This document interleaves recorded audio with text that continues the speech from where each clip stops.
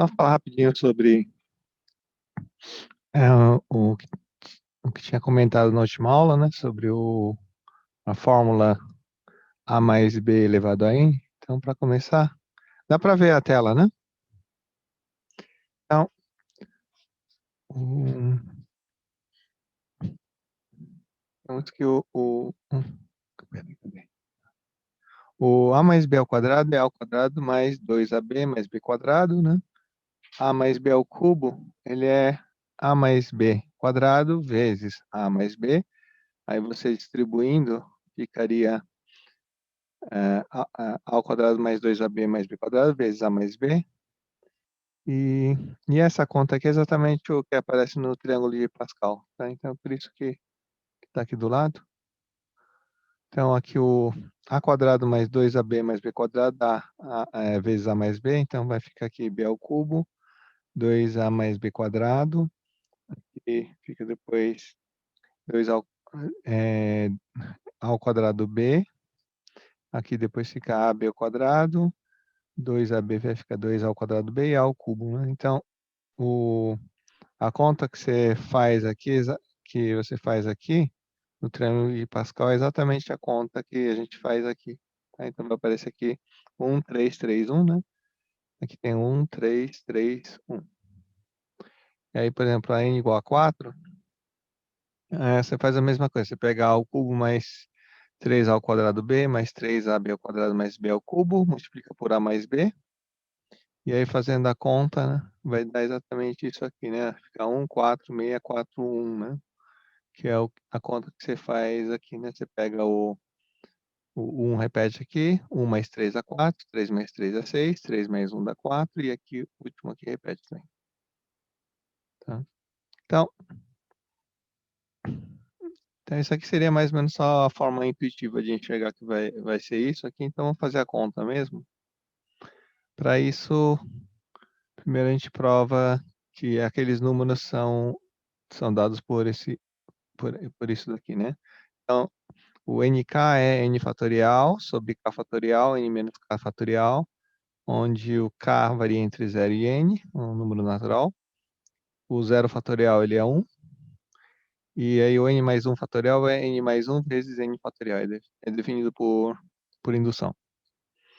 Então,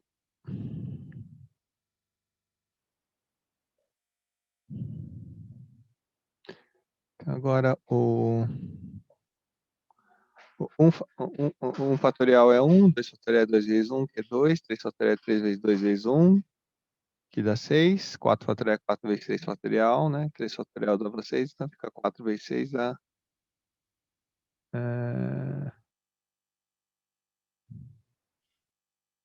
eu errei a conta aqui. Tá. Aqui fica... Aqui tá errado, é 24, né? Tá, então... Bom, depois eu corrijo isso aqui. Bom, então,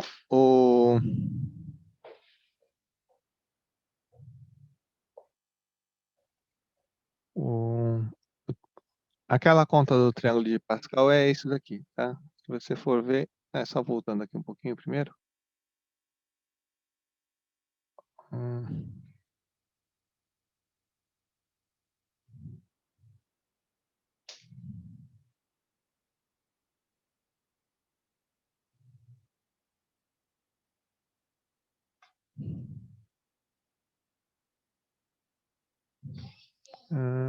Só que eu perdi o mouse.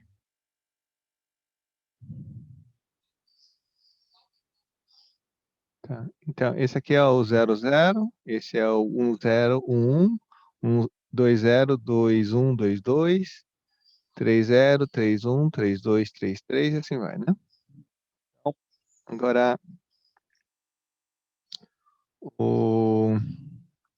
então, temos que o triângulo de Pascal vai dar aqui n mais 1, k mais 1, ele é igual a nk mais nk mais 1, onde 0 é menor ou igual a k, menor ou igual a n, né? Então, aí aqui prova é só fazer a conta, né? Abrindo aqui, nk mais 1, então aqui vai ficar n fatorial, k fatorial vezes n menos k fatorial. Nk mais 1 vai ficar n fatorial sobre k mais 1 fatorial vezes n menos k mais 1 fatorial. Agora, o k mais 1 n fatorial, aqui é só igual ao denominador, né? Então, aqui, a gente tem que, para ficar aqui, vou ter que multiplicar k mais 1 em cima e embaixo, tá certo? Aí vai ficar, então, k mais 1 n fatorial. E aqui, você tem que multiplicar por n menos k em cima e embaixo, então vai ficar n menos k, n fatorial, e aí o denominador fica igual entre os dois, né? Agora aqui o n fatorial é um termo comum, então você soma k mais 1 com n menos k, e isso aqui dá n mais 1. E aqui embaixo, n menos k fatorial é igual a n mais 1 menos k mais 1, né? Você soma 1 e subtrai 1, então vai dar na mesma aqui. E aí eu tenho n mais 1 fatorial sobre k mais 1 fatorial vezes n mais 1 menos k mais 1 fatorial, que é, por definição, n mais 1, k mais 1. Então, com isso, a gente conclui que nk mais nk mais 1 é n mais 1, k mais 1.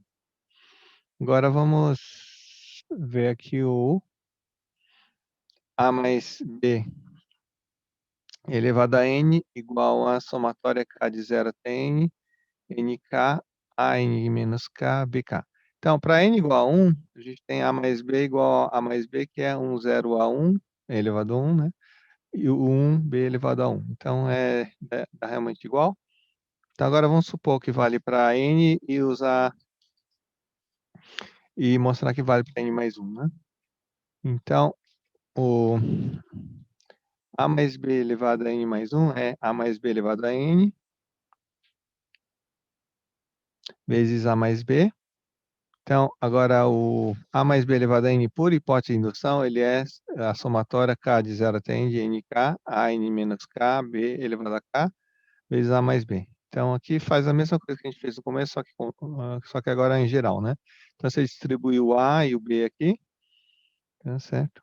E agora você coloca, depois você vai pôr o a para dentro e o b para dentro aqui, e faz a mesma, parecido com a conta que a gente fez na última aula, né? Você separa um termo aqui e depois vai fazer a mudança de variável. Então, aqui no caso, a gente separa o k igual a 0, que vai ser a n mais 1, né? E depois aqui você tem, então, a somatória do resto aqui, né? Que é nk de k de 1 até n aqui. E aqui nesse termo, nessa outra soma aqui, a gente separa o n menos 1. Então, o n menos 1 está aqui, né? Que é o bn mais 1. E aí essa soma vai de 0 até n menos 1, né? Porque aqui é até n.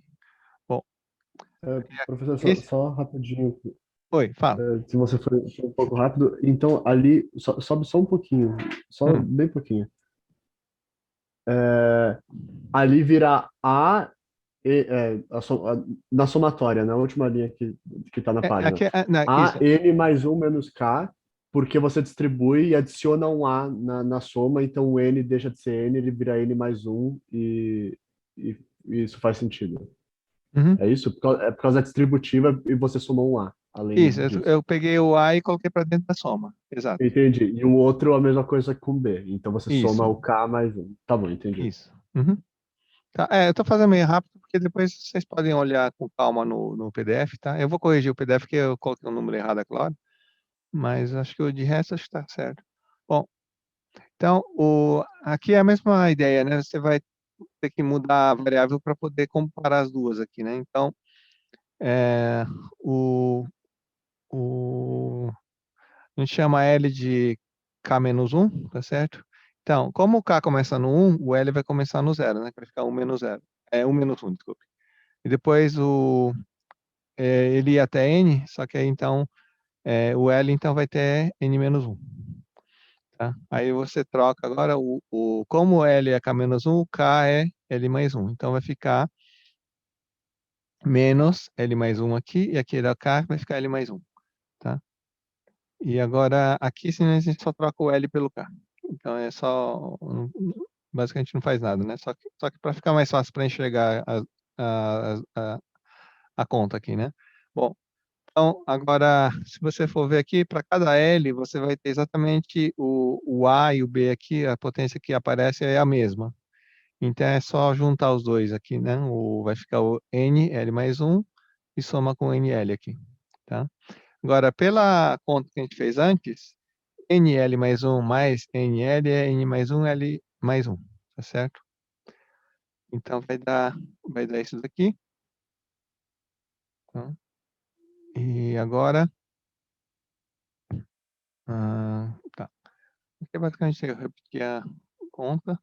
Tá, agora então, chama K de L mais 1, tá? Então aqui vai ficar N mais 1, aqui fica K, né? Aqui era L mais 1 vai ficar K, aqui era L mais 1 fica K. E o resto repete. Agora, o AN mais 1, ele é igual a N mais 1, 0, AN mais 1 é 0. E o BN mais 1 é N mais 1, N mais 1, A elevado a 0, BN mais 1. E aqui é simplesmente o que estava aqui, né? Bom, então agora, aqui está de 1 até N, aqui está o termo para 0, e aqui está o termo para N mais 1. Então, essa soma aqui é igual à somatória de K de 0 até N mais 1, de N mais 1K, a N mais 1 menos K, BK.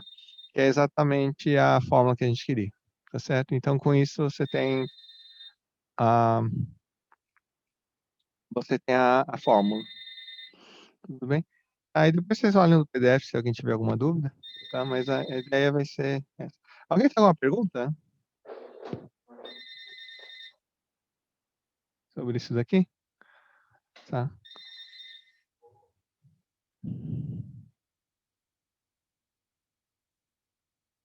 Tá, então deixa eu só parar de dividir aqui. Então vamos passar agora para o whiteboard.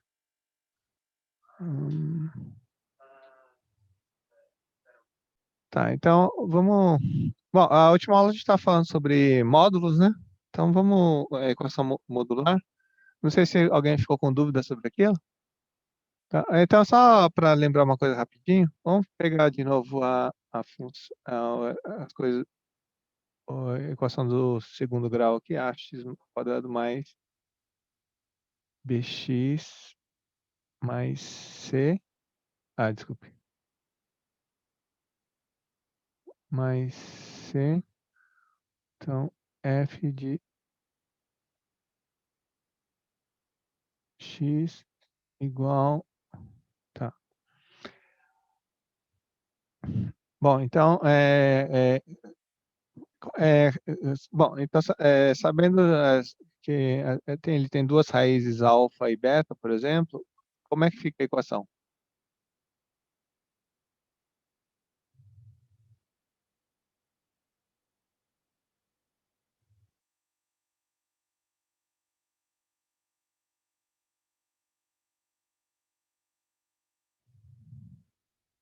Tá, eu sei que ela vai ficar da forma X menos alfa vezes x menos beta. X menos beta, né? Vezes o quê?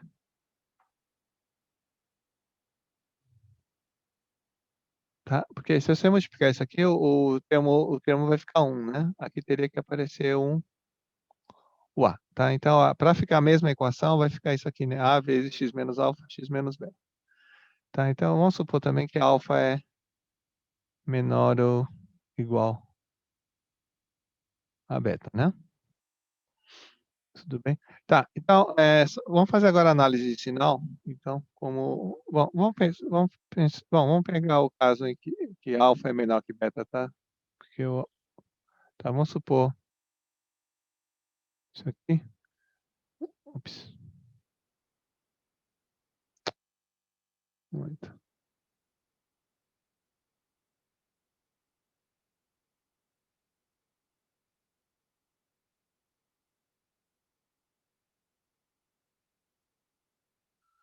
Tá. Então, aqui é o alfa, aqui é o beta, né? Tá. Então, aqui a gente tem x menos alfa e aqui a gente tem x menos beta. Bom, então, o que acontece aqui? Desculpa, vamos colocar assim, né? Tá, então aqui dá 0, aqui dá 0. O x menos alfa, como é que fica o sinal? aqui é negativo. Depende do A. Não, o A não tem aqui, né? A gente vai colocar o A depois. Tá?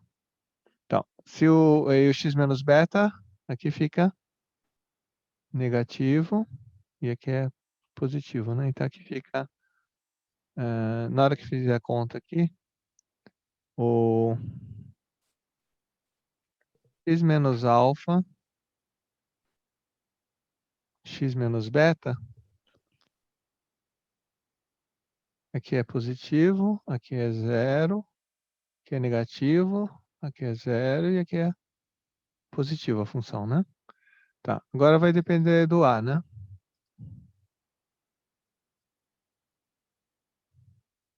Bom, então, se o A for maior que zero, o que acontece? Vai ficar a mesma coisa, né? Vai ficar positivo, zero, negativo, zero, positivo. Tá? Se o A for negativo, então ele vai ficar, aí inverte o sinal, fica negativo, zero, positivo, zero, negativo, tá? Então, quando o A é positivo, fica, por isso fica aquela coisa, né? Se ele tem duas raízes, então fica assim. E quando ele tem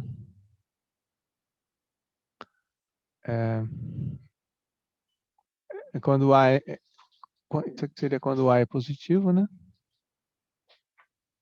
E isso aqui quando A é negativo. Tá? Tem a raiz alfa, a raiz beta, raiz alfa e raiz beta.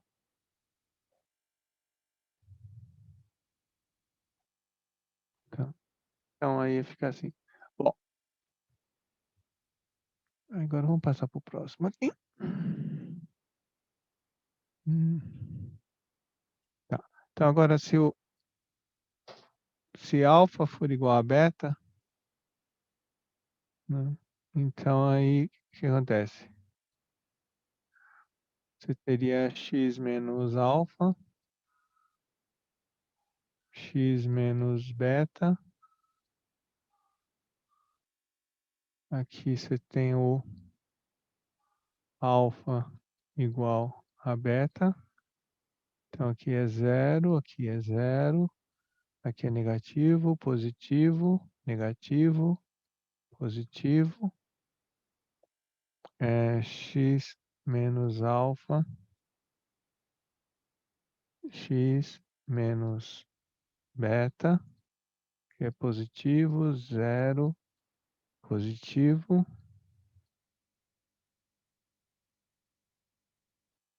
Tá. E aí fica aquela coisa, né? Se A é positivo, então aqui é positivo, zero, positivo.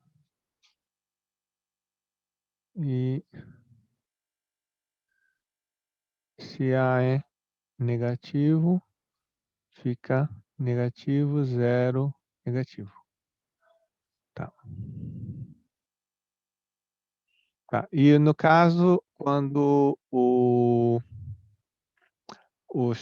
esse aqui não tem raiz real, né? Ax quadrado mais bx mais c, né?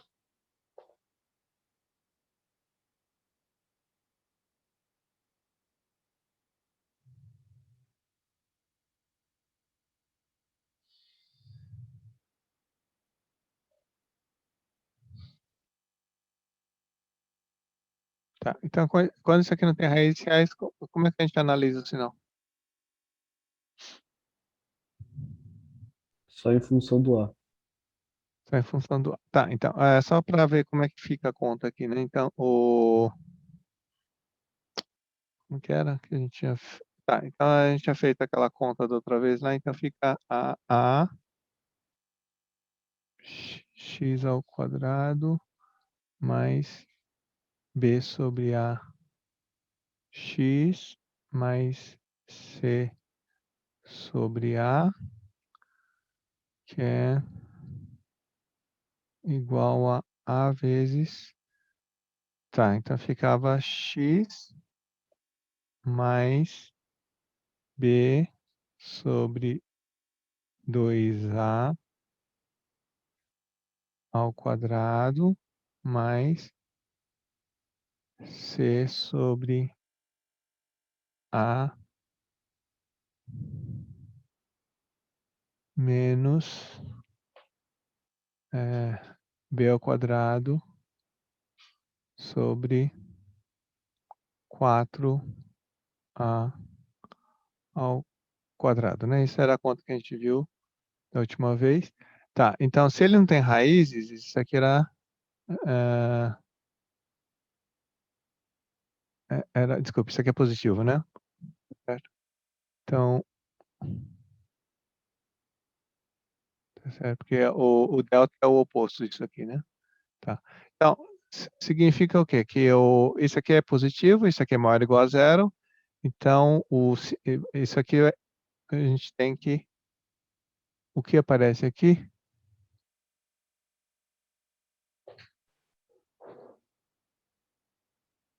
O que aparece aqui é estritamente maior que zero, tá certo? Porque isso aqui vai ser maior ou igual a zero também. Bom, então aqui só vai depender do sinal, né? Se A for positivo, com isso, quando A é maior que zero, então se A é maior que zero, eu vou ter que f de x é maior que zero para todo x. E se A é menor que zero, f de x é menor que zero para todo x. Bom, tá. Então aí você tem só que a função não muda de sinal, né? Tudo bem? Então aí só fica...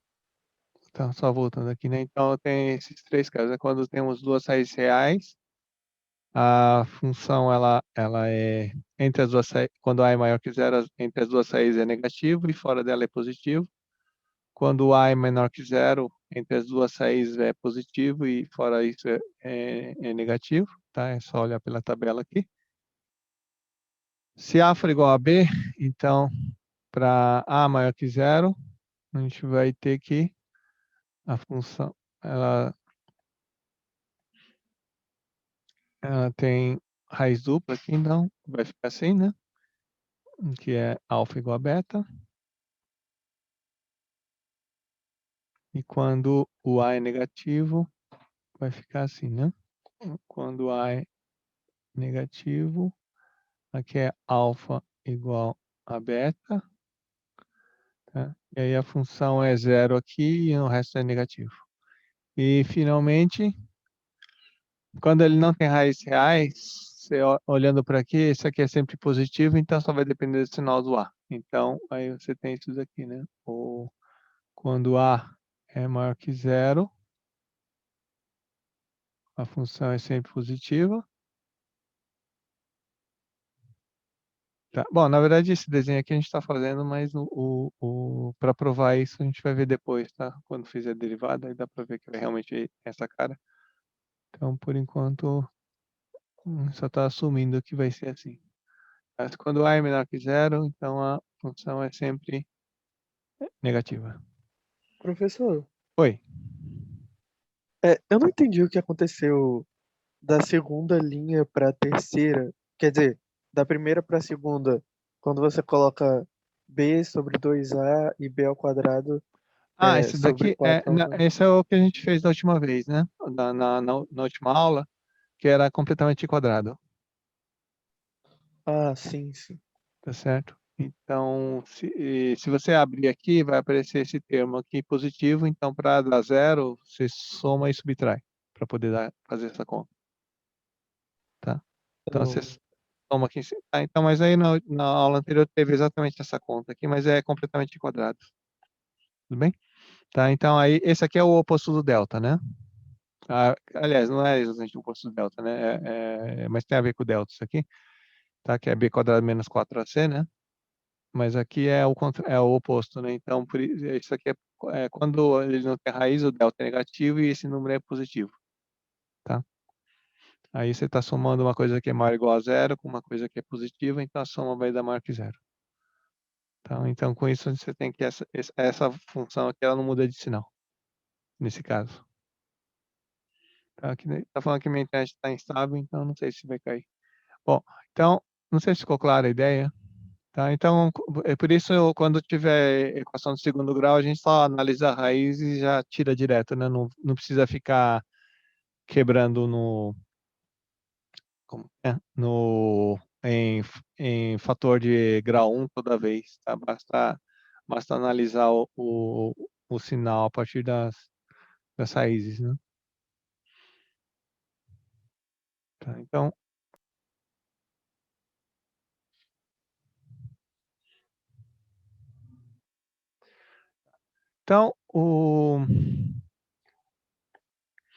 então agora no livro, o próximo assunto é a existência de raízes, tá? Eu só vou fazer alguma coisa bem por cima, porque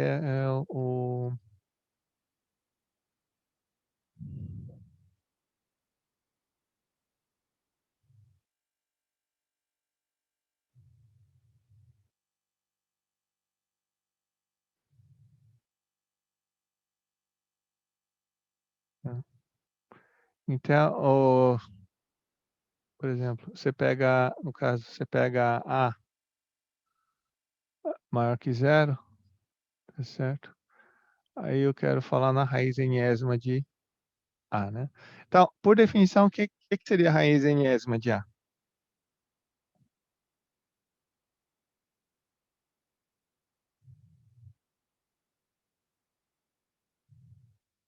A elevado a um N, 1 sobre N dividido B é um B elevado a um N que é igual a... Isso, é algum B, né?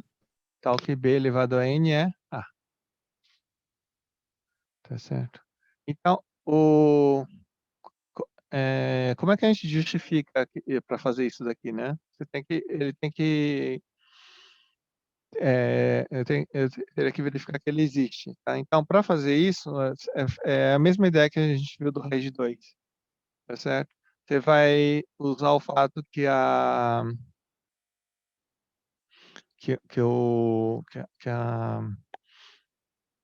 potência, né, ela preserva a ordem, tá certo? Então, você pode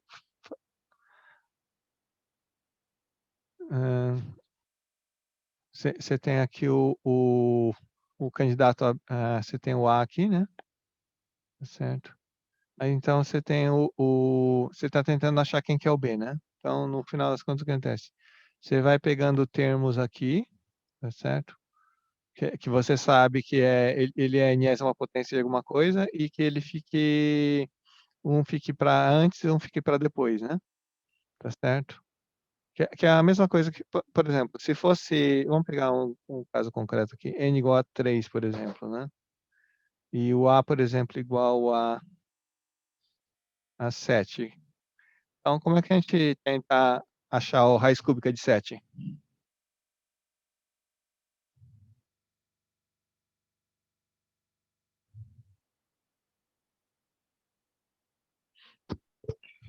É, é entre 1 e 8.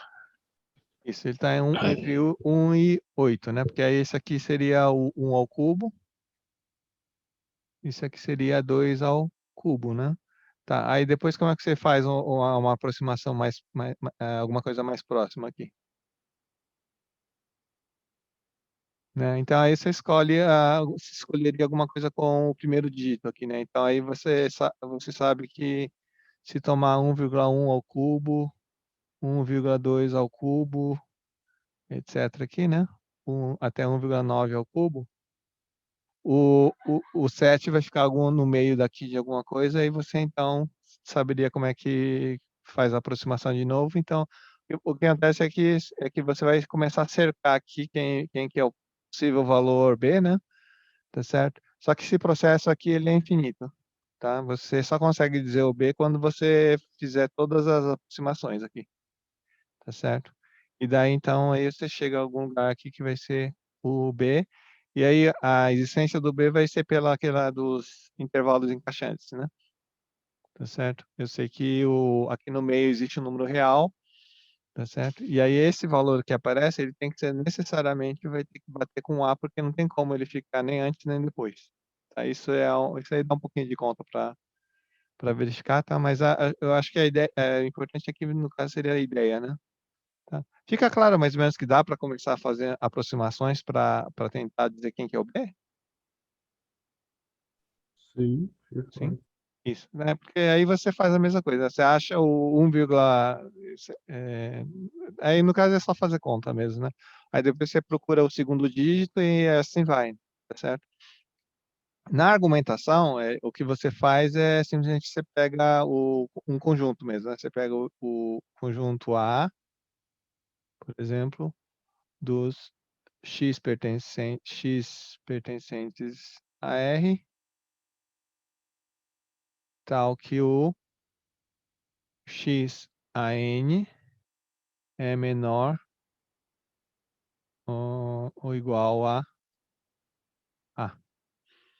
Tá? Então eu tenho aqui esse conjunto é não vazio, tá certo? Porque o zero está aqui. E aí você toma então esse conjunto vai ser limitado, tá certo? Porque alguma hora ele vai ter que passar, isso aqui vai passar de A, tá? Então a outra forma de você eu só vou enunciar aqui, tá? Mas então a gente viu da outra vez os intervalos encaixantes, né? Que seria a forma de você falar dos buracos, né? E a outra forma equivalente para você falar sobre os buracos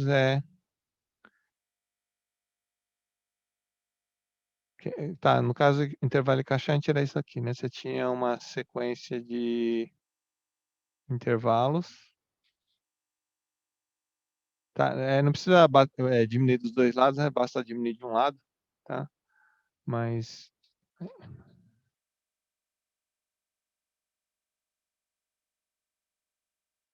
e assim vai, né?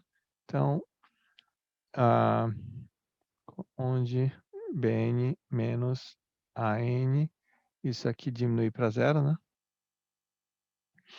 Tá? Então, daí você tem aqui a intersecção desses intervalos.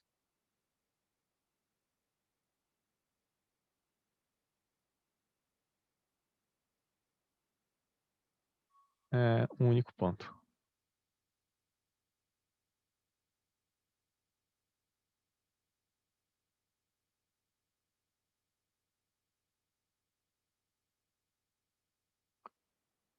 Tá? E no caso, a outra forma equivalente é justamente o que a gente está falando aqui, né? Que é o todo conjunto limitado.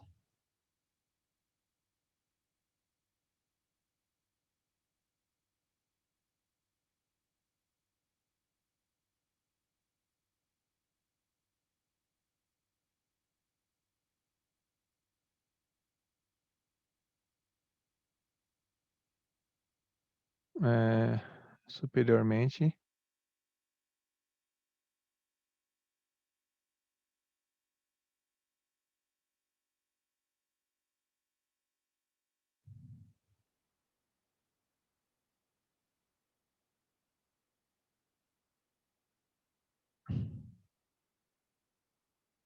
Tem supremo. Tá, isso aqui visualmente não é difícil de ver, tá? Mas aí geralmente as pessoas acham um pouco estranho isso daqui. A ideia de supremo é que ela é parecida com o máximo, só que o máximo ele é um ponto do conjunto e o supremo não precisa ser, tá? Então, no caso, aqui você tem um conjunto A aqui, certo? Aí você sabe que esse ponto aqui é maior que qualquer ponto do conjunto A. Então, aí você diz que ele é limitado superiormente. Aí o supremo seria um ponto que está, que ele é que ele é maior maior ou igual a todo mundo do conjunto, tá certo? E e ele é o que está, ele tá, basicamente, ele está encostado no conjunto. Então, se você pegar um número um pouquinho menor, ele já não é mais, ele não é maior que maior igual a todo mundo, tá? Então, eu só vou dar um exemplo aqui, por exemplo. Se eu pegar intervalo aberto 0, 1, tá certo? Tá. Quem que é o supremo do intervalo 0, 1?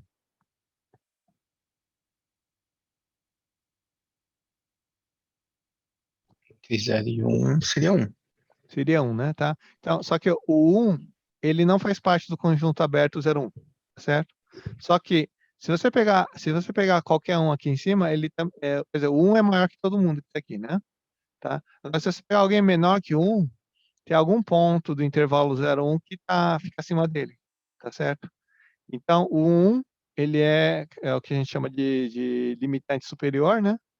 Só que ele é o limitante superior, ele não tem ninguém menor que ele que também seja limitante superior, tá certo? Então seria mais ou menos como se você pegasse e fosse deslizando aqui, na hora que você chegar aqui, você não pode mais descer, tá? Para ficar para cima do conjunto, tá? Então seria mais ou menos, visualmente seria como você pode tentar enxergar quem que é o que seria o limitante, né?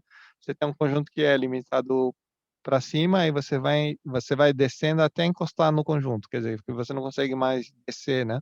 Tá? Então isso aqui seria a ideia de supremo. Tudo bem? Tá, então vamos voltar aqui agora. Tá, então agora eu tenho aqui então, que esse conjunto aqui é limitado superiormente, certo?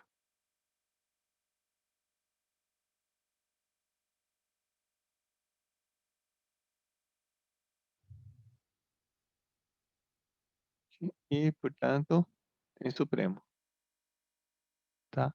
Então, quer dizer, então essa é a maneira de você saber que existe um ponto lá, tá?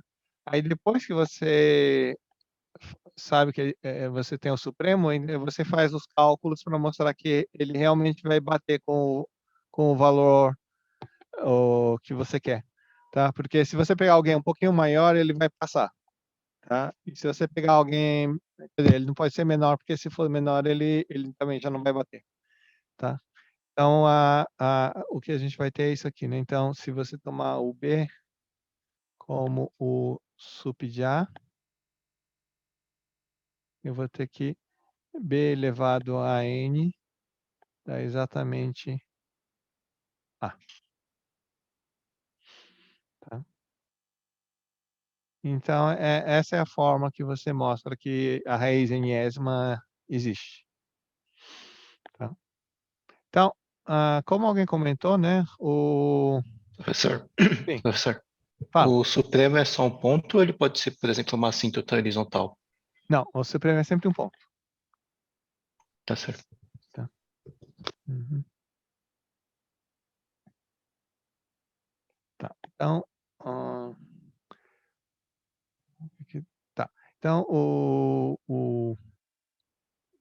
você pode denotar isso daqui, né, como sendo 1 sobre N, né? Tá. Então, aí depois você tem aquelas operações, né, que você pode fazer, por exemplo, A elevado a Mn, isso aqui, tá, então isso aqui é igual a raiz enésima de A, né?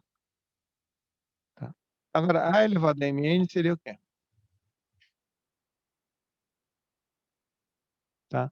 Ele poderia ser isso aqui, né? A elevado a M, aí você tira a raiz, a raiz enésima dele, tá certo? Como ele também poderia ser pegar a raiz enésima e depois elevar a M, tá? Então, por que que essas duas coisas aqui vão ser iguais?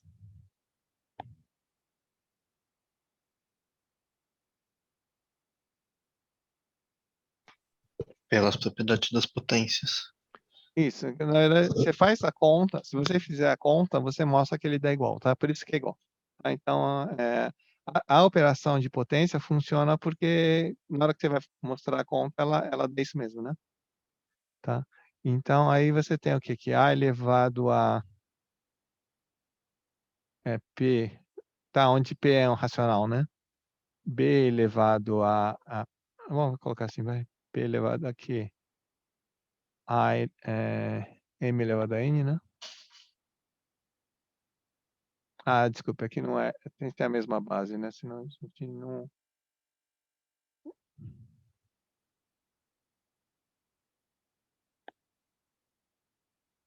Aqui, A elevado a M N.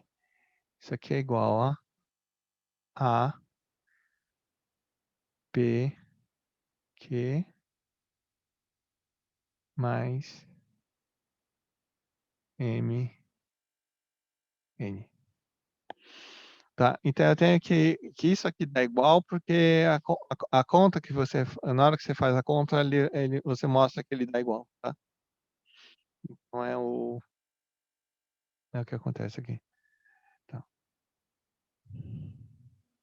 Então agora, só por exemplo, como é que a gente chega nisso daqui?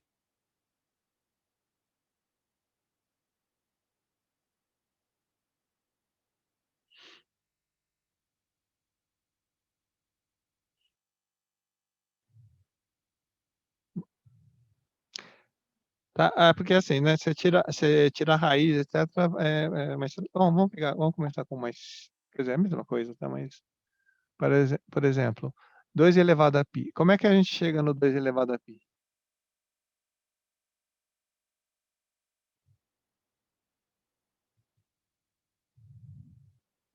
Alguma ideia? Porque isso aqui é um número real, né? Como é que a gente verifica? Eu posso fazer 2 elevado a 3 menor que 2 elevado a π menor que 2 elevado a 4, daí fazer assim, continuar indo aumentando as casas decimais? Isso, essa seria a ideia, né? Quer dizer, se você consegue, a gente já viu que você consegue fazer 2 elevado a p sobre q para qualquer racional, tá certo? Tá. Então eu posso pegar uma sequência de racionais. No caso, se quiser, pode pegar a decimal mesmo, né? De forma que ela vá para π, tá certo? Porque isso aqui já são números reais, né? Então, o que acontece? Aqui a gente vai, o, no caso, fica assim, né? Você tem 2 elevado a Pn, Qn, tá certo? E aí 2 elevado a π, então vai ser você toma esse conjunto aqui, e aí você toma o supremo desse conjunto, por exemplo, tá?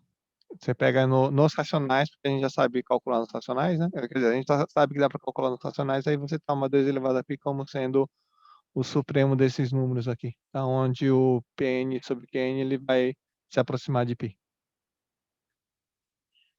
Tá? E aí aqui não precisa ser o 2, né? Qualquer número real que você tem, você consegue tirar a raiz racional, né? Quer dizer, elevar um racional e depois aí você chega nele por aproximação de racionais, tá? Então, por isso aí com π elevado a π é a mesma coisa, né? Só que aí você pegaria π elevado a alguma sequência de racionais também. Tá certo? Aí você faz isso aqui para π. Tá? Então, não sei se ficou clara a ideia. Tá? Então, por exemplo, quando a gente pega um A positivo, como é que a gente descreve o A elevado a x?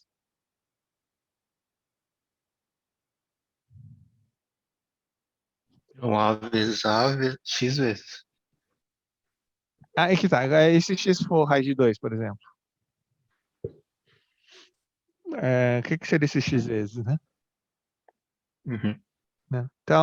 Então, na verdade, é aquela coisa também. Quer dizer, é parecido quando você pensar quando você escreve os reais, né? Você começa com... Você tem você tem os racionais aqui, né? Aí você descreve o A elevado a 0, né? Você pode pegar o 1 aqui e descrever onde que está o A elevado a 1. Aí você pega os... Aqui é o 0. Aí você pode pegar os racionais, tá certo? Aí você vai achar pontos aqui, tá certo? Aí depois você pega e completa agora com os reais, né? Então, se você pegar um real aqui, você pega os racionais que se aproximam dele, e aí você pega o supremo desse conjunto, tá? Aí vai descrever, então, bom, aí que depende, né? Aqui, desculpe, aqui tem que tomar um certo cuidado, que aqui é A, ele tem que ser... A é maior que 1, né? Se A não for maior que 1, a base fica... ela não é crescente, né? Isso. Tá? Quando A é 1, ele não dá 1, ele fica constante, né? Agora, quando A é menor que 1, ele decresce, né? Tá. Então, então aqui usa a propriedade dos reais de novo, tá certo? Porque você sabe que a função é crescente porque para a base fixada, na hora que se A for maior que 1, né? Tá? Então, vamos só ver isso aqui, né? Que A elevado a...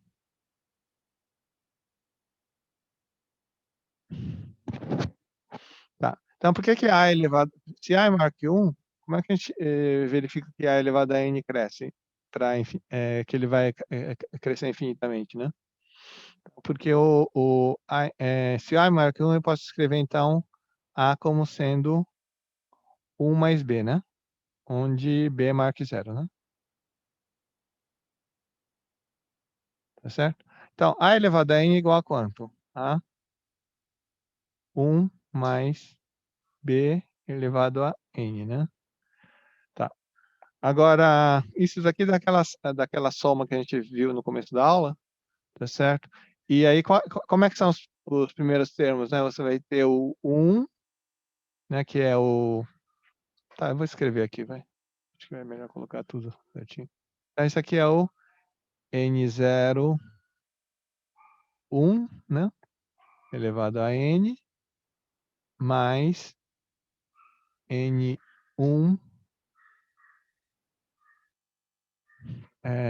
1, N menos 1, vezes B, mais etc. aqui, né?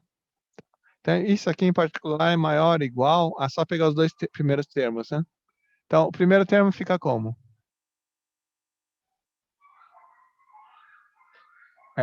Isso aqui é... Bom, vamos repetir aqui só. N0, 1 elevado a N, mais N1, 1 elevado a N menos 1, vezes B, que é igual... N0 é 1, né? Então, isso aqui dá 1, mais N1 aqui é N, e aqui dá B, né? NB. Tá? Então, para onde que vai isso aqui quando a N cresce? Vai para infinito. Vai para infinito, tá? Então, na verdade, isso aqui é o que a gente chama de propriedade arquimediana, tá?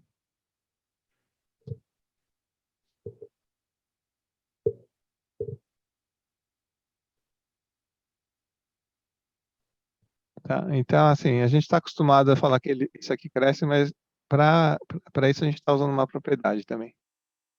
É chamada de propriedade arquimediana. Arquimediana.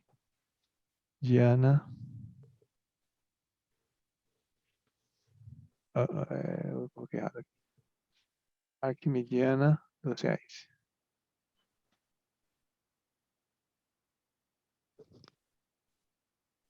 Que é para todo epsilon maior que 0 e para todo m existe n tal que epsilon vezes n, não, aqui não é para, aqui é para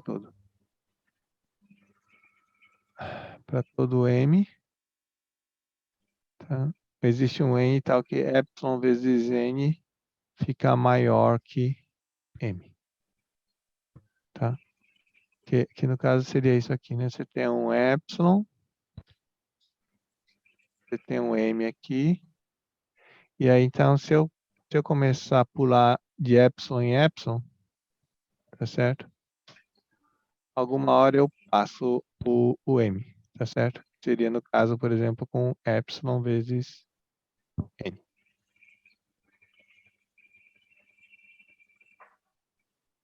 Tá? Então assim, a ideia da probabilidade arquimediana seria essa mesmo, tá? Então, se você, por menor que seja o salto, entendeu? Se você der uma quantidade suficiente de saltos, você passa qualquer ponto. Tudo bem? Então, essa aqui seria a propriedade arquimediana que a gente, na hora que você constrói os reais, você constrói de forma que ela tem essa propriedade. Tá? E, bom, então, usando a propriedade arquimediana aqui, a gente conclui, então, que o AN, quando o N cresce, o AN vai para infinito, né? Quando o A é maior que 1. Tá. O que acontece quando o A é menor que 1?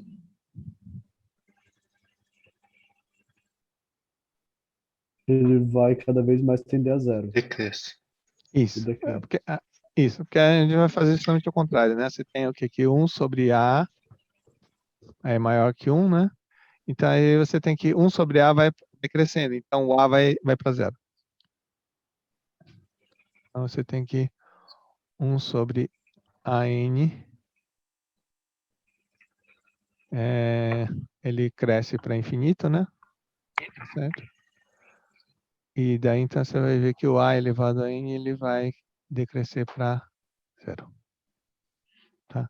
Então, isso aqui que acaba justificando o desenho, né? De que AX para X não, para A, né? A maior que 1, vai ficar assim. E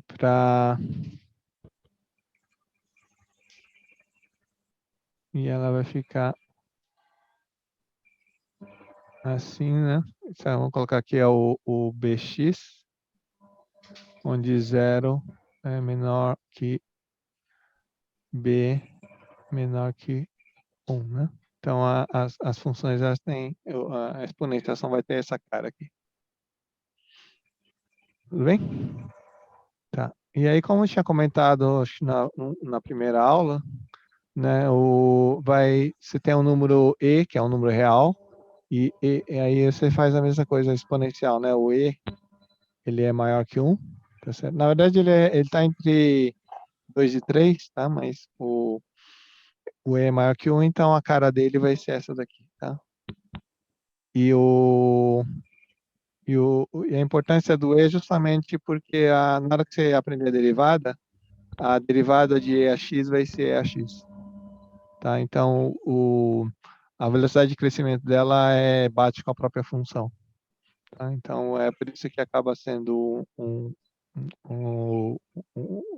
número especial. Ah, sim, só um comentário, talvez que seja claro. Por exemplo, como se diz, 2 elevado a 10 meios, isso aqui é igual a 2 elevado a 5, né, por exemplo. Tá? Só que aqui tem só aquela coisa, né? Aqui você tem que tirar a raiz 10ª primeiro, né? E depois...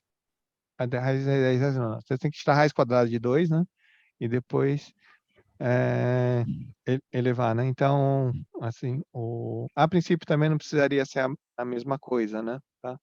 Então, ela dá a mesma coisa porque a conta funciona, tá? Então, ficou mais ou menos claro a ideia do que a gente fez aqui, até agora?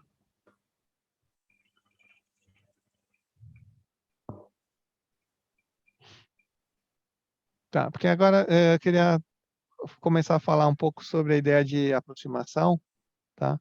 Que é o que a gente vai chegar para limite, né? Tá? Então, Então, a primeira coisa seria a ideia de continuidade, né? Tá? Então, no começo, a, a ideia de Eclair era muito visual, tá?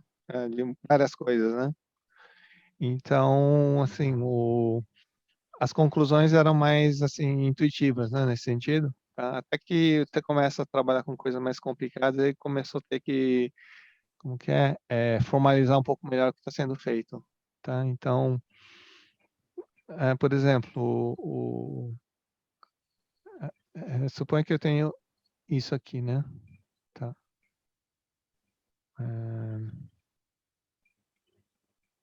Tá, aqui pode ser tanto assim como... Tá. Então, suponho que eu estou movimentando um objeto em relação ao tempo aqui, tá? Tá. Ah, visualmente, isso aqui é contínuo? Não. Não. Não, né? Tá. Agora, o problema é assim, como é que a gente vai descrever isso, né? Sem desenhar, tá? Que é basicamente essa é toda a questão de falar de você definir limite, tá certo? Então aí você tem que escrever alguma coisa só com como que é? Sem desenhar, tá?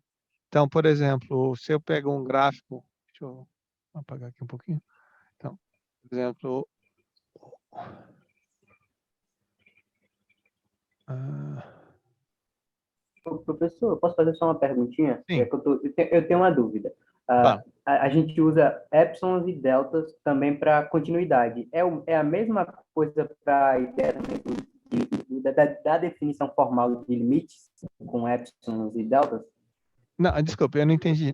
Repete de novo, que eu acho que eu perdi alguma É coisa que você que falou. no livro que o senhor passou, tem lá para continuidade, para quando uma função é contínua, Uhum. que a gente usa aquela definição lá de epsilon e delta, Sim. para definir se uma função é contínua ou não. Aí mais na frente tem a definição também para limites. É a mesma coisa? Então, Ou não? São coisas. não, então, limite e continuidade tem relação, tá? A coisa assim, você fala que ele é contínuo quando o limite bate com o valor na função, tá? Ah, entendi, entendi. Tá? Então, por exemplo, vamos pegar esse gráfico aqui, por exemplo. Suponho que eu tenho o gráfico dessa função aqui, tá? Então, assim, eu tô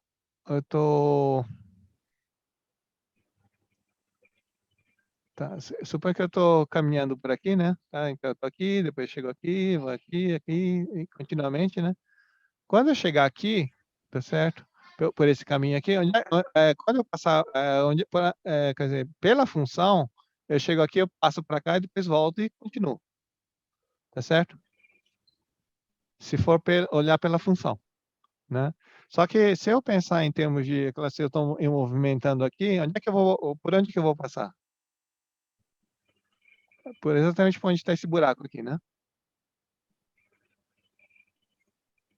Tá? Então, o limite, então, quando eu falo em limite, seria mais ou menos o lugar natural que eu ficaria se eu se estivesse nesse movimento, tá?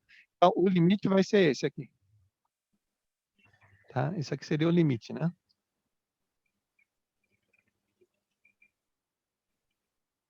Tá? Agora, o valor na função é essa daqui. Então, então por isso você fala que ele não é contínuo, porque o limite não vai bater com o valor de onde descrito pela função. Tá? Então aí você fala que ele não, aqui no caso você fala que aqui não tem aqui ele não é contínuo, tá? Só que então a ideia toda é assim, eu quero descrever limite sem desenhar, então eu vou descrever isso usando epsilons e deltas, tá? Então então, tem duas formas de desenhar, né? Então vamos colocar uma das formas é simplesmente aquela coisa de descrever ponto, né? Então cada ponto aqui a função joga para algum lugar aqui, tá? Então no caso do,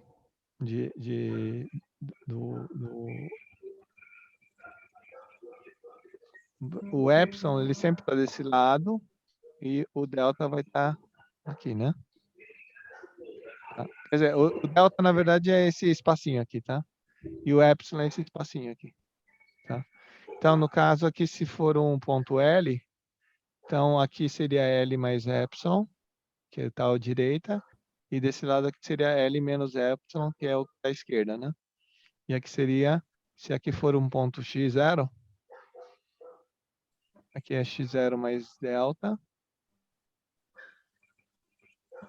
e aqui é x0 menos delta. Tá? Então, a frase é essa aqui, né? Para todo epsilon maior que 0, existe um delta. Maior que 0, né? Tá? Então, mais ou menos assim, se o limite existe, eu quero o quê? Que todo ponto aqui pertinho caia aqui pertinho. Essa é a ideia. Tá? Agora, como é que você descreve isso, né? Então, você, mais ou menos, você fixa aqui qual que seria a margem de erro desse lado aqui que você permite, e aí depois você tem que acertar aqui a sua mira de forma que todo mundo aqui caia aqui dentro desse alvo aqui, tá? É basicamente, mais ou menos essa seria a ideia. Não sei se fica claro isso. Tá? Então, realmente isso aqui é um pouco, não é muito intuitivo, porque a ideia é assim, você fala que coisas próximas de x0 tem que cair próximo de L, tá? Mas aí não só que tem que ser, todo mundo muito próximo de x0 tem que cair muito próximo de L. Tá? Então, por isso, você fixa primeiro quanto que ele pode variar próximo de L, tá? Que é o epsilon, para depois, então, achar os pontos próximos de x0, né? Tem que ser todo mundo próximo de x0, vai ter que cair próximo de L. Tá? Então, você fixa primeiro aqui em L, para depois fixar alguma coisa em torno do x0. Tá? Bom, então essa seria uma forma de escrever isso daí. A outra forma é usar gráfico de função. Tá?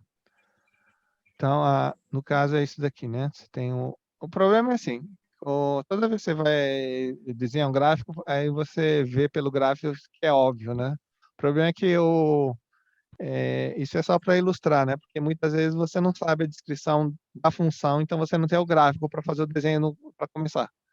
Tá? Então, assim, isso eu acho que confunde bastante, né?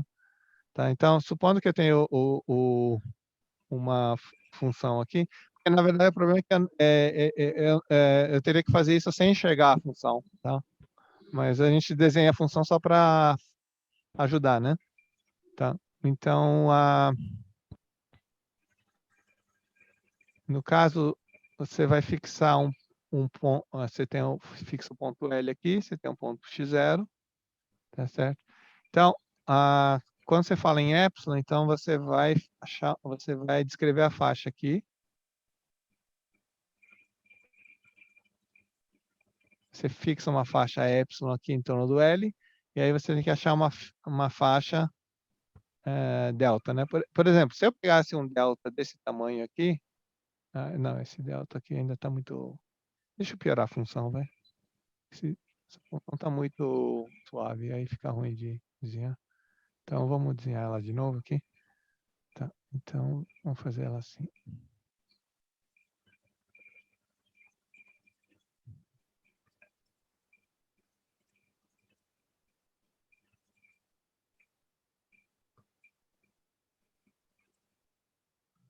Aqui eu acho que eu exagerei um pouco.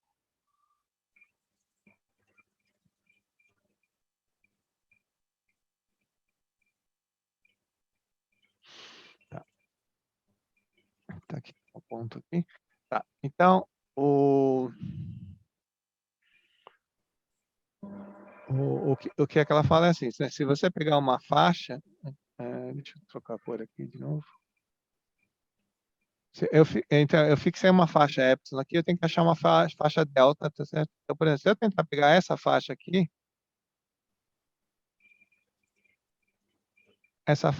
tem pontos que ficaram fora da faixa, tá certo? Então, esse delta aqui não serve, por exemplo, tá? Então, eu tenho que achar uma faixa menorzinha.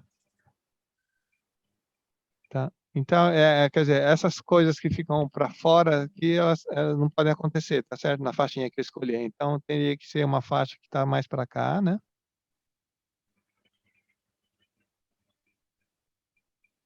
E aí, mais ou menos aqui já dá também. Aí você vê aqui, que está muito torto isso aqui, mas aí você vê que dentro dessa faixa aqui, tá certo? Todos os pontos do gráfico vão ficar dentro dessa outra faixa aqui, tá certo? Então, você tem que achar um delta aqui de forma que esse retângulo aqui, todo mundo que está... o gráfico da função aqui cai dentro dessa faixinha, tá? Então, essa é a ideia de limite. Só que aí não é para um L só, né? Você tem que... Aí você vai e encolhe por exemplo, aqui você vai e encolhe o seu delta, o seu epsilon, tá certo?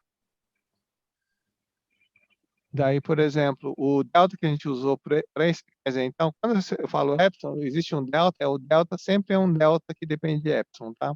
Mas a gente nunca escreve delta epsilon. Mas esse delta para cada epsilon, você tem que achar um delta, tá? Então, por exemplo, nesse caso aqui, se a gente encolher esse epsilon aqui, o delta que estava antes já não funciona, tá certo? Porque vai ter pontos fora de novo. Tá? Então aí você tem que pegar e encaixar, você tem que achar uma faixinha um pouco menor de novo.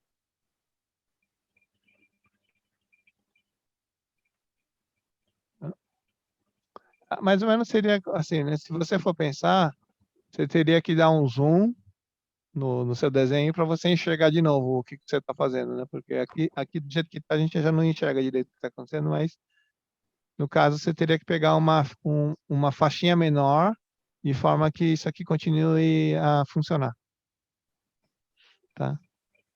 Ficou claro um pouquinho essa noção aqui? Tá? Sim.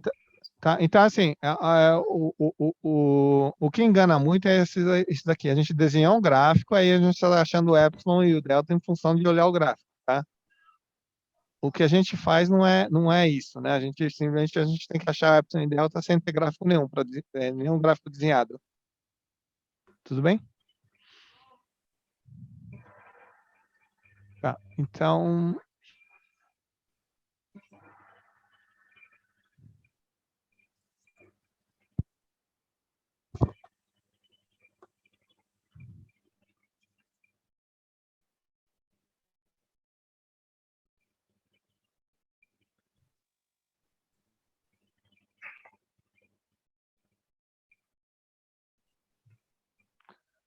bom, então, alguma dúvida sobre isso daqui?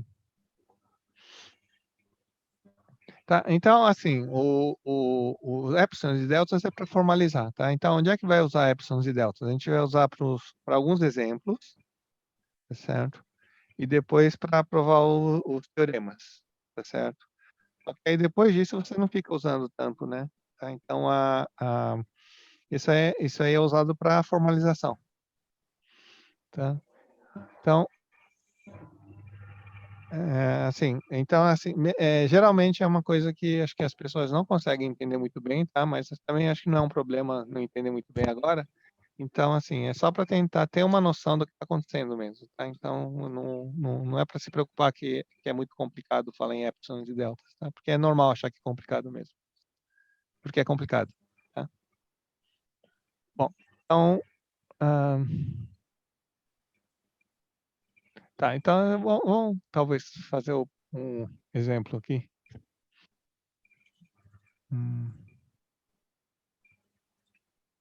Tá, então vamos escrever. Porque a ideia toda é fazer as coisas sem desenho. Então vamos escrever uma função aqui, depois a gente vê o que acontece.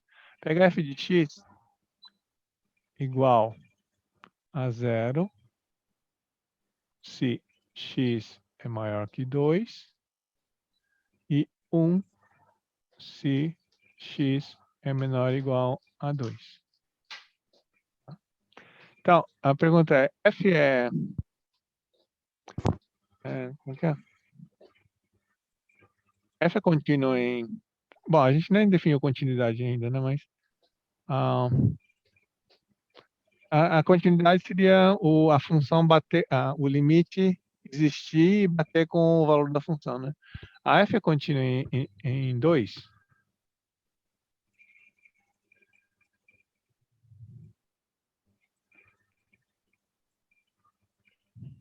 Então, como está descrita a função aqui, vamos desenhar a função, tá? E a gente olha pelo desenho, tá? Porque, por enquanto, a gente não fez a formalização para poder fazer mais do que isso, né? Então, aqui no ponto 2, a função, ela vale 1, né? Mas deixa eu desenhar com outra cor aqui, vai. Então, ela vale 1 a partir daqui, né? E abaixo de 2 ela vale 0, né?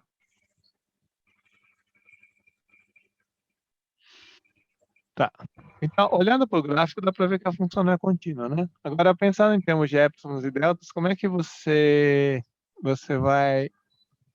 Eu tenho que achar um épsilon que mostra que não existe delta. Certo? Tá? Então, como o valor da função é esse daqui, é o 2, desculpe, é o 1, né? Então, eu tenho que mostrar que esse valor aqui não bate com o limite, né? Quer dizer, ele bate desse lado, né? Ele não bate desse lado aqui, né? Tá? Então, qual seria um epsilon que vai servir aqui?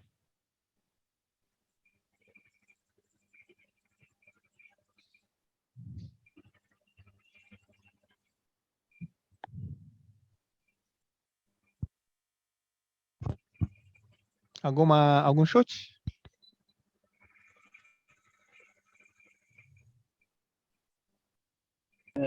Teria que ser um epsilon igual a 1? Não sei. Porque se Isso. eu pegar Qual- acima, não vai dar, né? Eu Isso. acho. Se você pegar maior que 1, os pontos caindo dentro da faixa aí não adianta, né? Isso. Então tem que ser menor ou igual a 1. Tá? Vamos pegar meio só para ficar um pouco mais fácil de visualizar, tá? Mas não precisaria ser meio. 1 já serve, né? Tá? Mas aí a gente vai ter que desenhar o ponto em cima quer dizer, vai ter que pontilhar onde já está.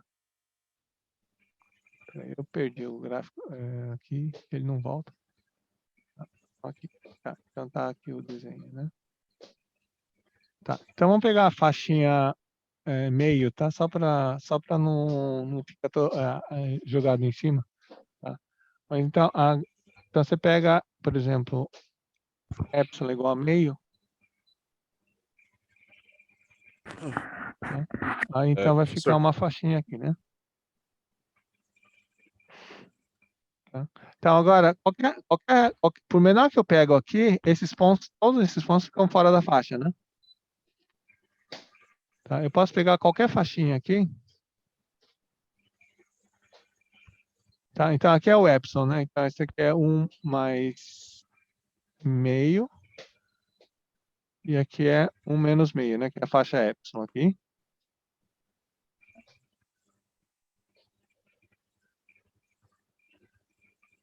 E aqui, então, se eu pegar qualquer faixinha que eu pegue aqui, tá?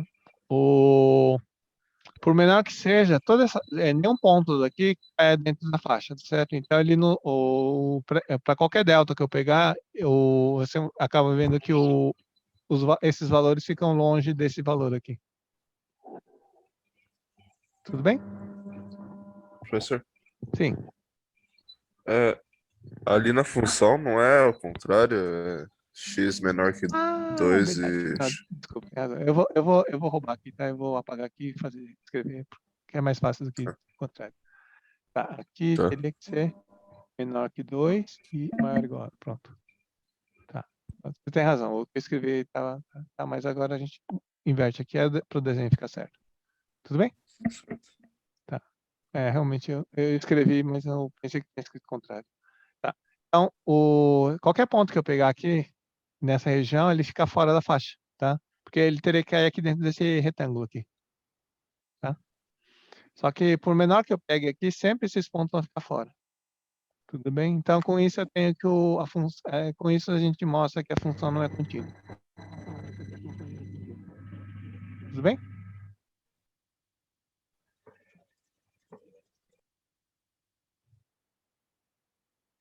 Tá, então vamos pegar um outro exemplo agora, onde é o limite, que a gente fala que o limite é...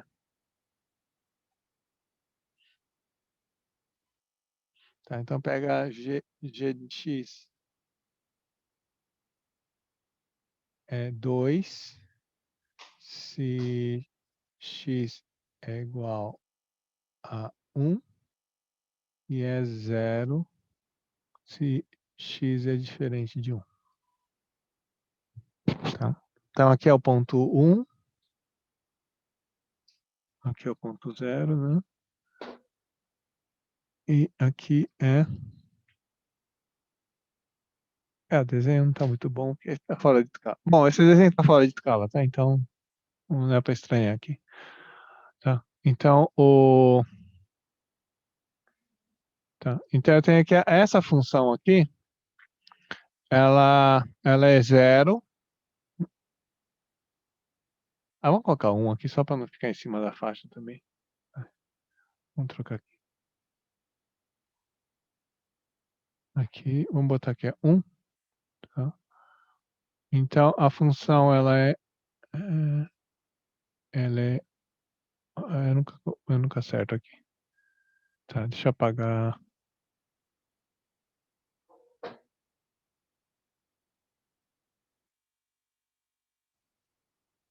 Tá? Então a função ela é 1 em todos os pontos diferentes de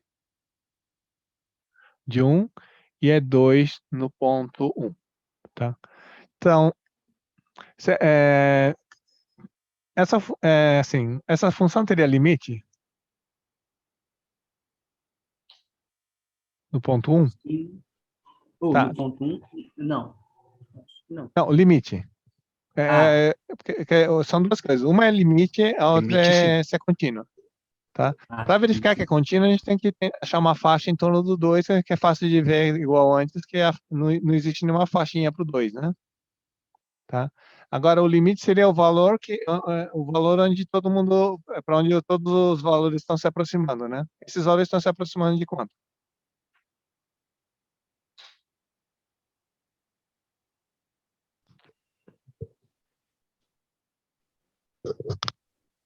De 1. Tá? Então, o limite de g de x quando x vai para 1 no caso é 1. Tá? Então por causa disso exatamente, é que quando a gente fala em aproximar, a gente descarta no valor 1, tá? Porque no ponto 1, ela não bate, né? Então o que a gente quer saber é em torno do ponto 1. Tá? Então, em torno do ponto 1, a função é sempre 1. Tá? Então a gente vai dizer que o limite da função é 1. Tá? Porque daí, então, quer dizer, o limite vai ser esse aqui, aí é fácil de ver, né? Se eu pegar essa faixinha aqui, tá certo? Em torno, tá? Nesse caso aqui, qualquer faixinha que eu pegar, ela dá certo, né? Tá certo? Todo mundo, com exceção do... Quer dizer, se eu desconsiderar o próprio ponto, o valor da função no ponto 1, o resto do gráfico fica dentro do retângulo. Tá certo? Tá, então com isso eu vou ter isso daqui, tá? Então agora vamos escrever exatamente o que é isso aqui, né? Então deixa eu definir na próxima página aqui. Então, definição. O limite de f de x indo para a é igual a um valor L se para todo epsilon maior que 0 existe um delta maior que 0, tal que se x menos a são próximos, né, menor que 0, só que eles são próximos, mas eu não quero que o x seja a, tá? Então por isso que a gente coloca isso aqui. Tá? Então, eu quero que o x seja diferente de a, e eu quero que o x fique próximo de A, menos de delta, né? Tá? Então, isso implica que f de x menos L é menor do que epsilon. Tá? Então, aqui vai aparecer esse zero, mas aqui não aparece, tá? Porque o valor da função pode bater com L. O que não pode é só pegar o x, o próprio A. Tá? Então, eu digo que o limite vai ser L, tá? Então, voltando para o desenho aqui, né? Eu digo que o limite da Professor, função... o limite seria f de a também. É a mesma coisa, no caso. Não, quando ele é Se eu- contínuo, Sim, entendi. tá? Então, Sim. então, o L é o valor onde que você, no fundo, é o que você espera que aconteça. Na hora que você está fazendo a conta, é para onde que ele está se aproximando, tá? Agora, se o f de A é o limite, então f é contínuo.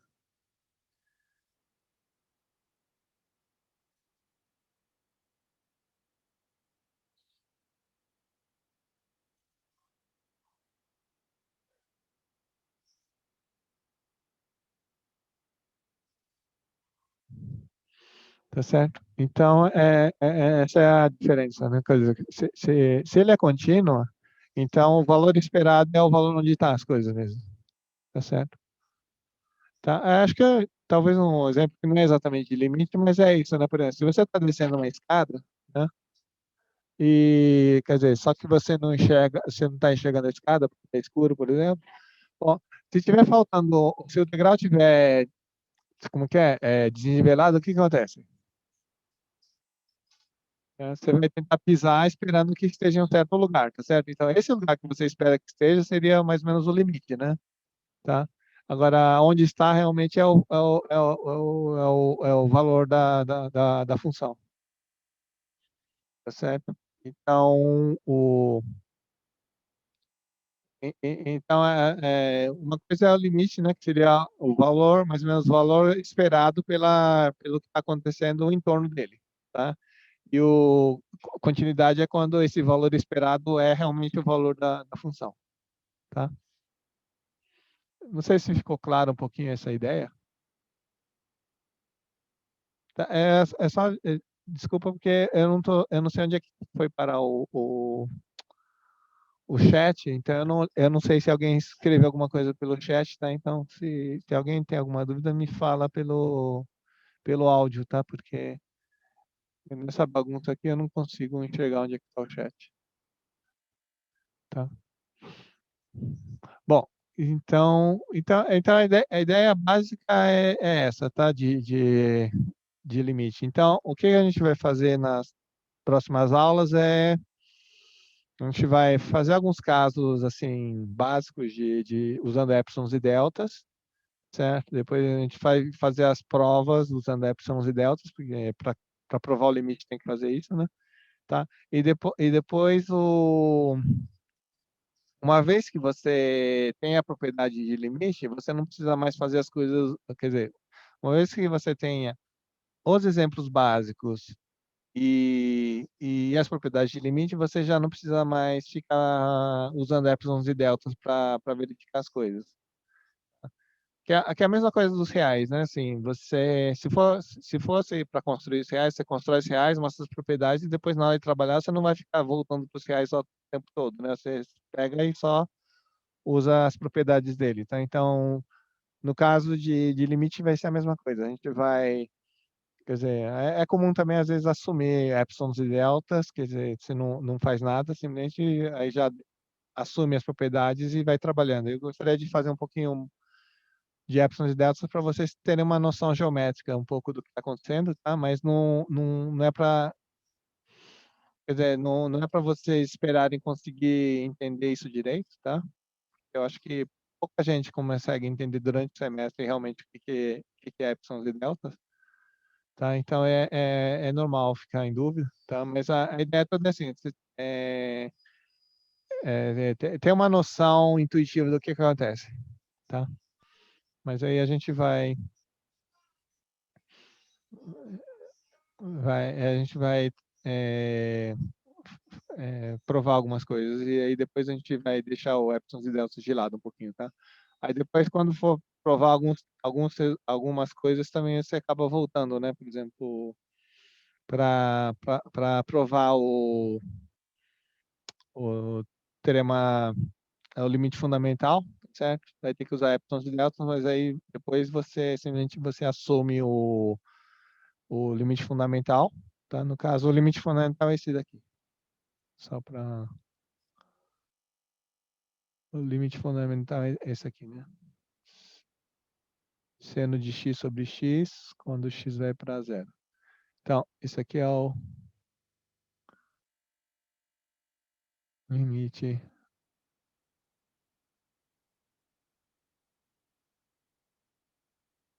Então, a gente vai... Depois que a gente verifica quanto que vale o limite fundamental, a gente já não se preocupa mais com ele.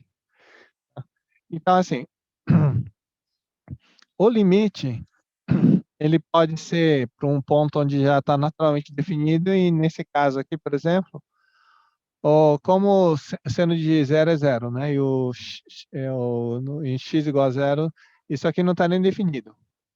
Tá certo? No ponto 0, então, você vai pegar o limite para uma coisa que não está definida. Tá? Um momento só.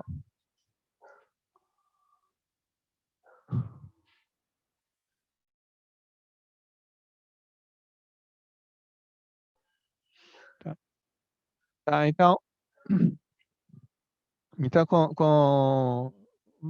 quer dizer, então, o que a gente vai provar depois sobre limites, né? Se você quiser para as próximas aulas, mas seria provar alguma coisa com a soma, né? Com o produto.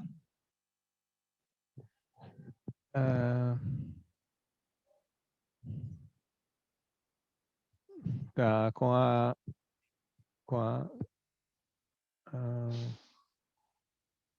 divisão, né? Tá certo. E com... Tá bom, então no começo o que a gente vai ver é isso daqui, né? Como é que é o limite funciona? O que acontece com o limite quando você tem soma, produto, tá? E daí, para provar essas propriedades, a gente vai ter que usar o epsilons e deltas, tá? Depois você já tem as propriedades, aí você só recorre às propriedades, não precisa ficar voltando para isso daqui. Tá? Alguma pergunta sobre a ideia disso daqui? Sobre o limite?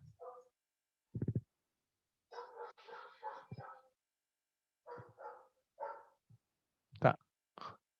Então, deixa eu só ter mais alguns minutinhos aqui. Então, vai, por exemplo, pega f de x Professor. constante. Oi, fala. Oi, eu tenho uma dúvida. Você poderia voltar a outra parte que tava? Qual? Essa aqui? Antes? Ah, isso, essa daí. Hum. Não, depois dessa, que tava no seno de x dividido por x. Sim. Deixa eu fazer uma pergunta. Nesse caso, não existiria limite, uma vez que não Não, existe número dividido por zero? Não, aí que tá. O limite, você nunca coloca zero sobre zero, né? Tá? Só que o limite, como a gente falou antes, você ignora o que acontece no ponto, exatamente no ponto do limite. Tá? Ah, sim, muito Então, obrigada, professor. isso. Então, a gente não vai considerar seno de zero sobre zero. Tá? Você considera os pontos próximos. O professor, esse limite fundamental, esse seno de x, a gente tem que considerar x pequenos, né? Aí eu acho que a gente consegue... Isso. Então, o limite, quando a gente fala em limite, você não precisa ter para todo ponto, né? Você precisa só estar ao redor daquele ponto. Tá certo? Então, eu tenho que conseguir, basta eu saber o que acontece próximo do ponto zero. Tá? Tá. Então, para quem viu isso aqui, o seno de x sobre x, ele dá 1. Tá? Então, depois, o que acontece? Agora, como ele não está naturalmente definido, você pode, inclusive, definir o seno de x sobre x no ponto zero, né? para ser uma, quer dizer, você pode, a gente chama de estender continuamente, tá? Então, você pode estender a definição da função para o ponto zero, tá? Só que você não vai escrever seno de zero sobre zero, vai ser só uma extensão da função seno de x sobre x, tá? Que no caso vai valer 1. Aí a função fica contínua. Tá? Por exemplo, nesse caso aqui, também, a gente pode, esse aqui é o que a gente chama de descontinuidade removível.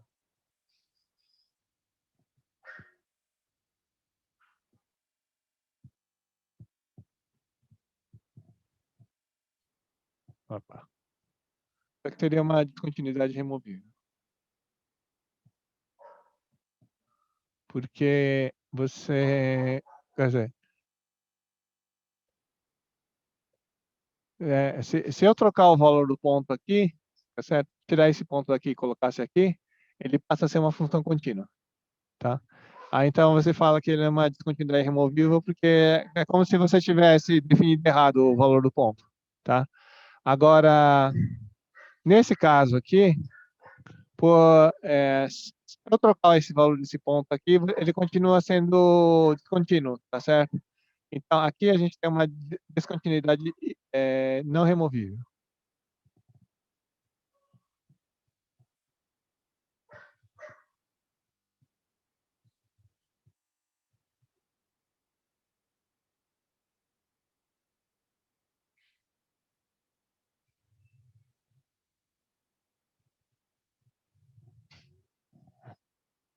Tá? Então, aí tem uma diferença básica nisso daqui, né? Que aqui você, por mais que você tente fazer essa coisa que ficar contínua aqui, ele não vai dar certo, tá? E aqui eu só basta eu mudar esse valor para cá, que aí a função passa a ser contínua, tá? Então, aí são tipos de descontinuidade diferentes, tá? Assim, geralmente o que a gente vai trabalhar são funções que você tem uma fórmula bonitinha para trabalhar, tá? Mas, assim, a função pode ser qualquer coisa. Então, a gente pode definir funções que você não consegue desenhar, tá? E daí, realmente, a única coisa que você pode fazer é fazer pelo... Como que é? O gráfico da função não vai sair direitinho, né? Para você poder intuir alguma coisa sobre ela, tá? Tá, por exemplo, eu posso pegar, só como exemplo, de uma função, pode pegar para ser f de x igual a 1 sobre q, se x igual a p sobre q com p e q, p e q irredutível, tá? Porque eu preciso ter uma forma de definição, né? Tá? Então, no caso, se x for racional, eu posso escrever isso aqui, eu posso tomar zero se x é irracional.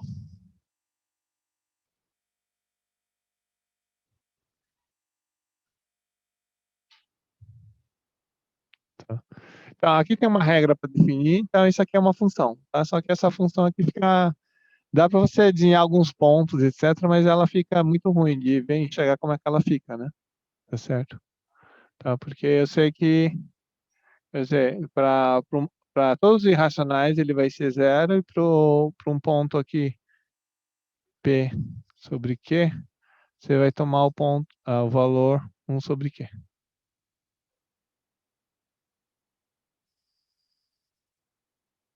Tá? Então, essa função aqui, ela seria como que é? Ela é uma função, né? Então, eu posso tentar verificar em continuidade. Alguém consegue enxergar alguma coisa contínua aqui?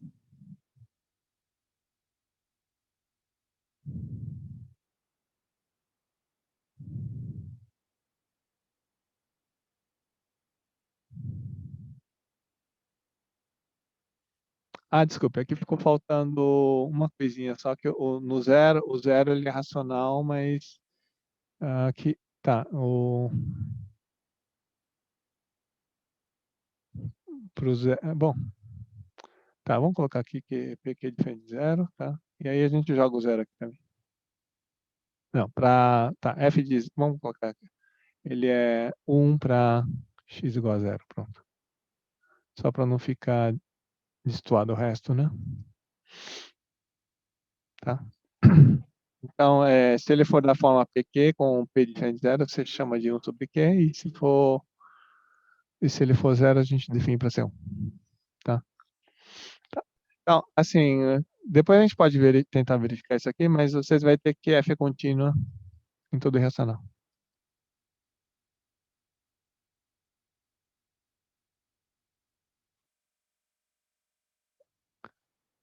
Em x, se x é irracional.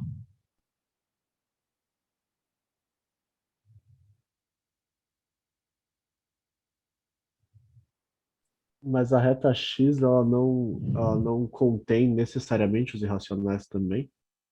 Ela contém os irracionais. Então, o que acontece é que, assim, para provar que a função é contínua no irracional, você tem que mostrar que tem um intervalo onde todos os valores ficam próximos, né? Tá? Então, se a gente pegar dessa forma aqui, como se diz, só tem uma quantidade, para cada Q fixado, né? Só tem uma quantidade infinita de P's, né? Próximos dele. Irracionais da forma P sobre Q com aquele Q. Tá? Então você vai ver, na verdade ele fica assim, né? Quer dizer, num ponto irracional, você consegue aqui a maior parte só tem uma quantidade infinita de racionais aqui com o numerador grande, denominador grande. O resto dos denominadores vão cair aqui dentro, tá certo? Então, como cai aqui dentro, então você vê que a função vai ser contínua. Tá? Isso não é, acho que não é tão óbvio de fazer, né? Tá? Mas, quer dizer, então, mas acho que intuitivamente a gente pensa que a função não é contínua em lugar nenhum, tá? Só que para os racionais ela não é contínua, tá certo? Isso é fácil de ver, né? F não é contínua.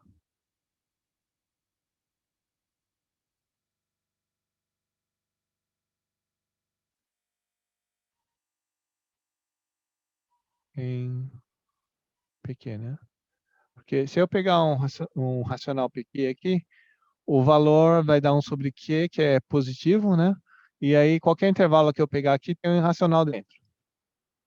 Tá? Aí então você tem que você pode pegar uma faixinha aqui, tá certo? Que não inclui o zero, então você vai ter que todo intervalinho aqui contém um ponto, valor que dá zero, então ele vai ficar fora da faixinha. Agora, o contrário, se você pegar um racional, você pega uma faixinha aqui em torno do zero, tá certo? A quantidade de racionais que estão próximos desse ponto aqui, que ficam fora, é finita, tá? Porque o denominador delas vai crescendo. Não sei se ficou claro isso. Acho que eu entendi, sim. Tá? Porque é só contar, né? Quer dizer, se você pegar, por exemplo, se você pegar um irracional aqui, né? E pegar uma faixa de tamanho 1, né? Tá certo?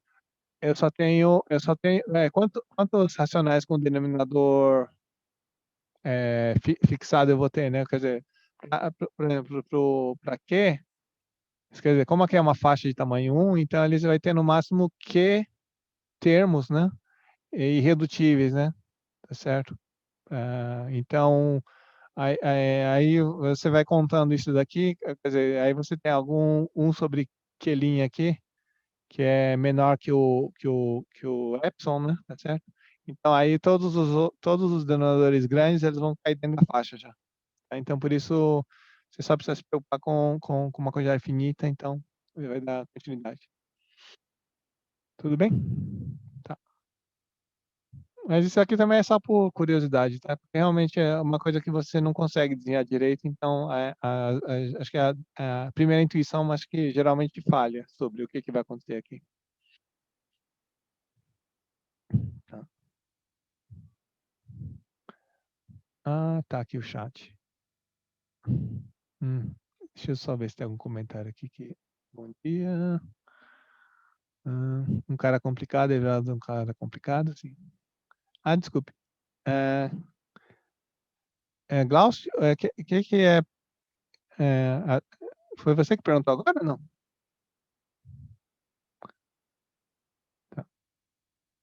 Tá, realmente eu não tinha reparado onde é que estava o chat, agora que deu para ver onde está. Tá bom. Então, assim, a ideia vai ser na próxima aula, então a gente vai provar o básico, né? Então, no caso, o que seria o básico? Mostrar que bom, eu tenho que definir função contínua, que eu não defini ainda, mas então, que função basicamente, em termos de continuidade vai ser isso, né? Função constante é contínua.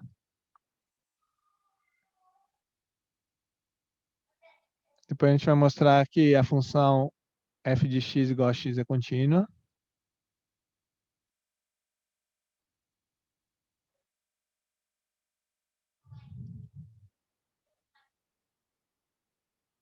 Depois aí você prova que a soma de contínua é contínua.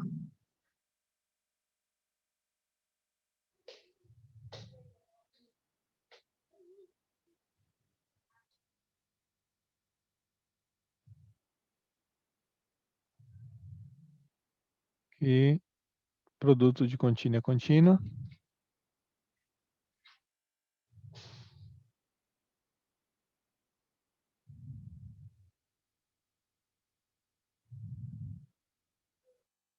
Tá? Então, tendo que a constante é contínua e o x é contínuo, você tem que, na hora que eu multiplicar os dois, então eu tenho que você vai ter isso aqui, né? Que a x é contínua, tá certo?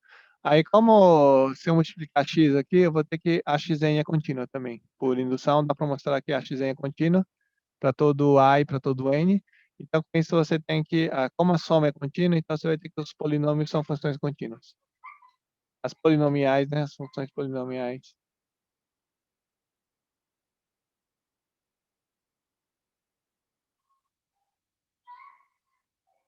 são contínuas.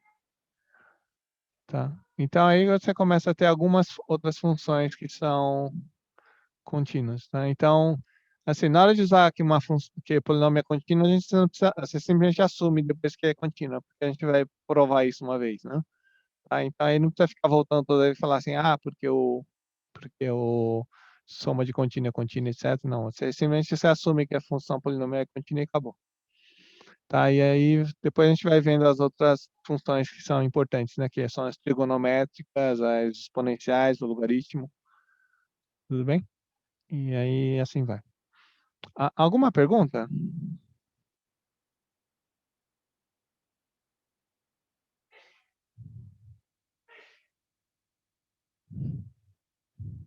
Tá? Então a gente continua na segunda-feira, tá certo? E aí depois eu mando uma revisão do PDF, porque eu errei a multiplicação, né? Eu fiz conta errada, então aí eu troco o 12 por 24. Tá? Então eu vou encerrar a aula agora. Então até bom fim de semana para todo mundo.